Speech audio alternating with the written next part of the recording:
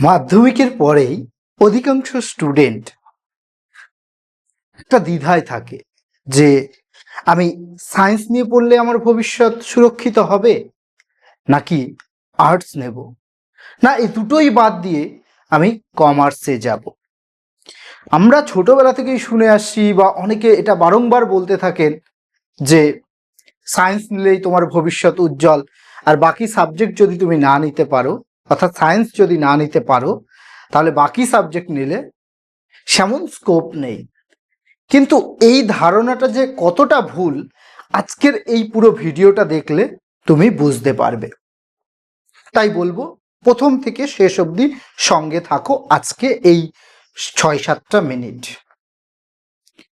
সম্পূর্ণ ক্লিয়ার করব তোমাদের ধারণা, যে ভ্রান্ত ধারণা ঢোকানো হয়েছে মাথায় বা ছোট থেকে শিখে এসেছো, সেটা পুরোপুরি ক্লিয়ার হবে আজকে। আমাদের এটাই হচ্ছে ভবিষ্যতের একদম প্রস্তুতি পর্বের মেন ধাপ। এখানে যদি ভুল করি তাহলে কিন্তু সারা জীবন পস্তাতে হবে। তাই ভেবে চিন্তে সিদ্ধান্ত নেবে। অনেকের সিদ্ধান্ত নেওয়া হয়ে গেছে এবং সেই অনুযায়ী অনেকে হয়তো পড়াশোনা শুরু করে দিয়েছে। আজকের ভিডিওটা তাদের জন্য যারা দ্বিধায় রয়েছে যে আমি সায়েন্স নেব না আর্টস নেব, নাকি দুটোই বাদ দিয়ে কমার্সে যাব, তাদের জন্য।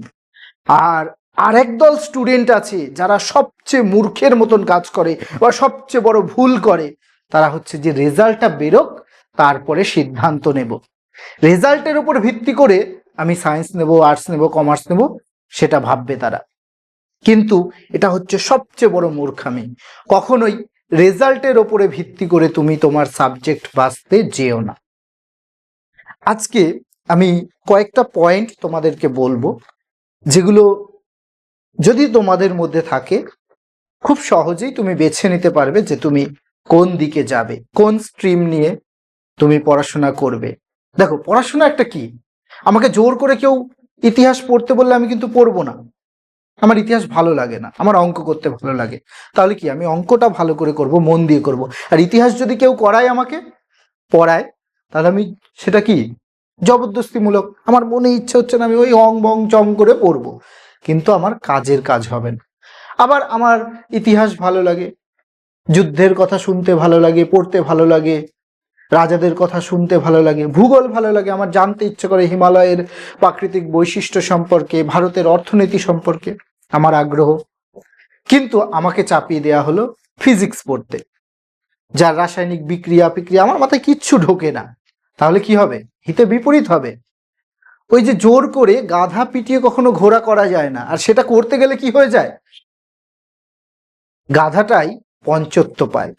তো আমাদের অবস্থাও কিন্তু সেই রকম হবে যদি আমরা জোর করে কোনো সাবজেক্ট নেই, পরিবারের চাপে বা বন্ধু নিয়েছে আমার সায়েন্স, তাই আমাকেও নিতে হবে, আমার স্ট্যাটাসটা জারি রাখতে হবে, বা আমার ভাই পড়েছিল কমার্স নিয়ে, আমাকেও কমার্স পড়তে হবে।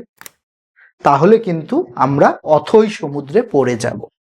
তো সেটা থেকে বাঁচতে গেলে সবার আগে তোমাকে পর্যবেক্ষণ করতে হবে যে তুমি কি অঙ্ক করতে ভালোবাসছো বা অঙ্ক করতে ভালো লাগে। Square plus B square, square minus B স্কোয়ারের সূত্র খুব সহজে আমি সলভ করতে পারছি,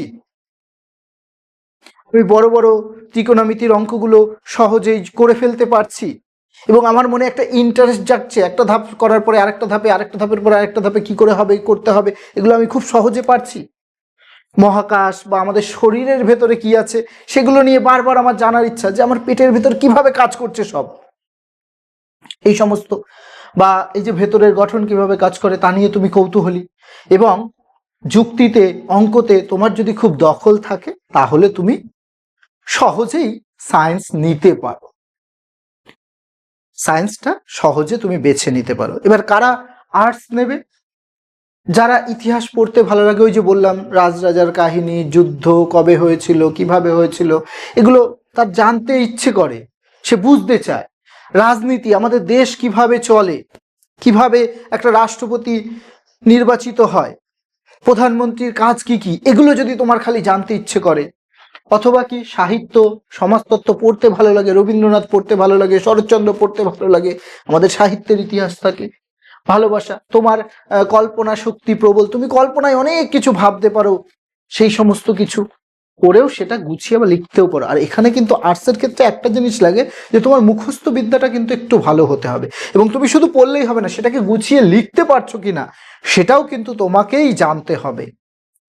যদি এগুলো তোমার মধ্যে থাকে, এই বিষয়গুলো তুমি খুব ভালোভাবে আয়ত্ত করতে পারো এবং বুঝতে পারো যে হ্যাঁ তুমি এই সমস্ত বিষয়গুলো পছন্দ হচ্ছে, অঙ্ক তোমার ভালো লাগে না, বিজ্ঞানের ওই রাসায়নিক বিক্রিয়া মুখস্থ হয় না, মনে থাকে না, পর্যায় সারণী টেবিল মনে থাকে না, তাহলে তোমার জন্য সায়েন্স নয়, তুমি আর্টসে আসো।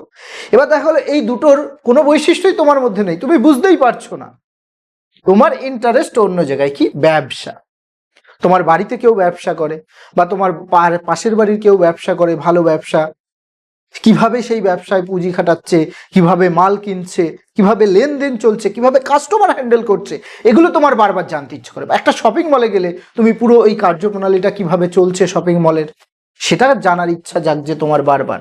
টাকা পয়সার হিসেব নিকেশে তুমি পটু, খুব সহজে হিসেব করতে পারো। তাছাড়া শেয়ার বাজার সম্পর্কে তোমার জানার ইচ্ছা, তুমি শেয়ার বাজার কিভাবে কাজ করে, কিভাবে কোম্পানি লিস্টিং হয়, কিভাবে ডিভিডেন্ড পাওয়া যায়, কিভাবে লাভ হয়, কিভাবে ট্রেডিং করতে হয়, এই সমস্ত বিষয় যদি তোমার জানতে ইচ্ছে করে, বা দেশের অর্থনীতি, একটা দেশ কিভাবে চলে, কোথা থেকে অর্থ আসে, কোথায় খরচ করে, কিভাবে খরচ করে, কত অংশ কোথায় কিভাবে রাখতে হয়, এই সমস্ত যদি তোমার বারবার জানতে ইচ্ছে করে, এগুলো যদি তোমাকে বারবার ভাবিয়ে তোলে, তাহলে, এবং তোমার যদি লজিক্যাল বুদ্ধি মানে প্রত্যেকটা যুক্তি তর্ক দিয়ে বিচার করতে পারো, এবং তুমি বাড়িতে আজকে তোমার পকেটে 10 টাকা আছে, সেই 10 টাকাটা তুমি কোন খাতে কিভাবে খরচ করবে একদম লজিক্যালি হিসেব করে পুঙ্খানুপুঙ্খভাবে সেইভাবে খরচ করো, তাহলে বলবো তুমি কমার্স নিয়ে পড়ো।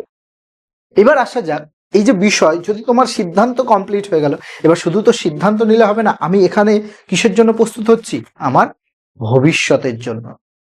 তা এবার আমাকে তো একটা লক্ষ্য স্থির করে নিয়ে পড়তে হবে, শুধু তো পড়লাম এবং শেষমেশ আমার গ্র্যাজুয়েশন কমপ্লিট হয়ে গেল এবং আমি শিক্ষিত বলে জাহির করে বেড়ালাম। আজকের দিনে আছে সমাজে অনেক স্টুডেন্ট পাবে যে গ্র্যাজুয়েশন পাস, একটা অ্যাপ্লিকেশন লিখতে পারে না, পঞ্চায়েতের একটা কিছু আবেদন জানাবে, বাংলায় লিখতে হবে, সেটাও পারছে না, ইংলিশে লেখা তো দূরের কথা। তো সেই জন্যই কিন্তু আগে লক্ষ্যটা স্থির করতে হবে এবং সেই লক্ষ্য অনুযায়ী চলতে হবে। তাহলে সায়েন্স নিলে মূলত আমরা কি কি, ডাক্তার, ইঞ্জিনিয়ার, বিজ্ঞানী, পাইলট, নার্সিং, ফার্মাসি, এই সমস্ত কাজের ক্ষেত্রে সায়েন্স নিলে তুমি খুব সহজেই এগুলোতে কিন্তু যুক্ত হতে পারবে।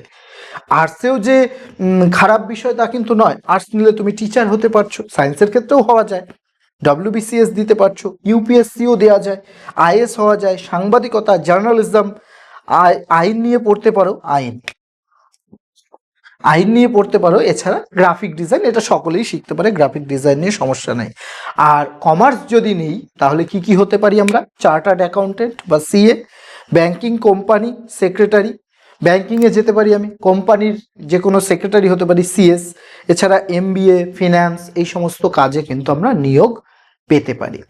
এইবার আসি যে এই বিষয়গুলো বেছে নেওয়ার ক্ষেত্রে কিছু মিথ আমাদের মধ্যে কাজ করে, আমাদের চারপাশে বড়দেরকে বলতে শুনি বা বন্ধু বান্ধবেও বলে যে 95% পেলেই সায়েন্সই নিতে হবে, বা তোমার একটা ভালো নাম্বার পেলে, যখনই তুমি ভালো নাম্বার পাচ্ছ তখন সায়েন্সই নিতে হয়, না হলে ভবিষ্যৎ উজ্জ্বল হয় না।